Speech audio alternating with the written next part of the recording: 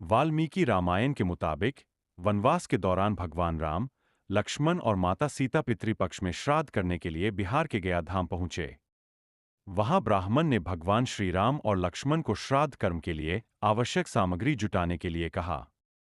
इस पर भगवान राम व लक्ष्मण नगर की ओर सामान लाने के लिए निकल पड़े। ब्राह्मण देव ने माता सीता से आग्रह किया कि पिंडदान का समय निकलता जा रहा है। यह सुनकर माता सीता की व्यग्रता भी बढ़ती जा रही थी, क्योंकि श्री राम और लक्ष्मण अभी नहीं लौटे थे। इसी दौरान दशरथ जी की आत्मा ने उन्हें आभास कराया कि पिंडदान का वक्त बीता जा रहा है। यह जानकर माता सीता असमंजस में पड़ गईं। तब माता सीता ने समय के महत्व को समझते हुए यह निर्णय लिया कि वह स्वयं अपने ससुर राजा दशरथ का पिंडदान करेंगी। उन्होंने फल्गु नदी के साथ साथ वटवृक्ष, कौआ, तुलसी, ब्राह्मण व गाय को साक्षी मानकर स्वर्गीय राजा दशरथ का पिंडदान विधि विधान के साथ किया। इस क्रिया के उपरांत जैसे ही उन्होंने हाथ जोड़कर प्रार्थना की तो राजा दशरथ ने माता सीता का पिंडदान स्वीकार कर लिया। माता सीता इस बात से प्रफुल्लित हुईं कि उनकी पूजा दशरथ जी ने स्वीकार कर ली है।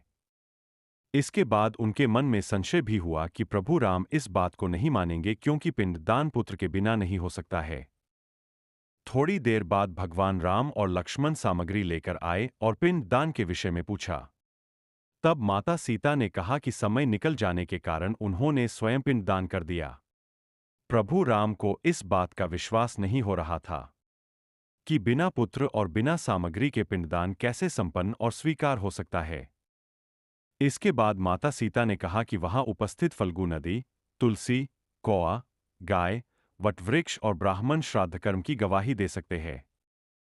भगवान राम ने जब इन सब से पिंडदान किए जाने की बात सच है या नहीं पूछा, तब फल्गु नदी, गाय, कौआ, तुलसी और ब्राह्मण पांचों ने प्रभु राम का क्रोध देखकर झूठ बोल दिया कि माता सीता ने कोई पिंडदान नहीं किया है। वटवृक्ष ने सत्य कहा कि माता सीता ने सबको साक्षी मानकर विधिपूर्वक राजा दशरथ का पिंड दान किया है। पांचों साक्षी के झूठ बोलने पर माता सीता ने क्रोधित होकर उन्हें आजीवन श्राप दे दिया। फल्गु नदी को श्राप दिया कि वह सिर्फ नाम की नदी रहेगी, उसमें पानी नहीं रहेगा। इसी कारण फल्गु नदी आज भी गया में सूखी है। गाय को श्राप दिया कि गाय पूजनीय होकर भी सिर्फ उसके पिछले हिस्से की पूजा की जाएगी और गाय को खाने के लिए दर बदर भटकना पड़ेगा। आज भी हिंदू धर्म में गाय के सिर्फ पिछले हिस्से की पूजा की जाती है। माता सीता ने ब्राह्मण को कभी भी संतुष्ट न होने और कितना भी मिले उसकी दरिद्रता हमेशा बनी रहेगी का श्राप दिया। इसी कारण ब्राह्मण कभी दान दक्षिणा के बाद भी संतुष्ट नहीं होते हैं। माता सीता ने तुलसी को श्राप दिया कि वह कभी भी गया की मिट्टी में नहीं उगेगी। यह आज तक सत्य है कि गया की मिट्टी में तुलसी नहीं फलती। और कौआ को हमेशा लड़ झगड़ कर खाने का श्राप दिया था। कौआ आज भी खाना अकेले नहीं खाता है। दीर्घायु का दिया था आशीर्वाद।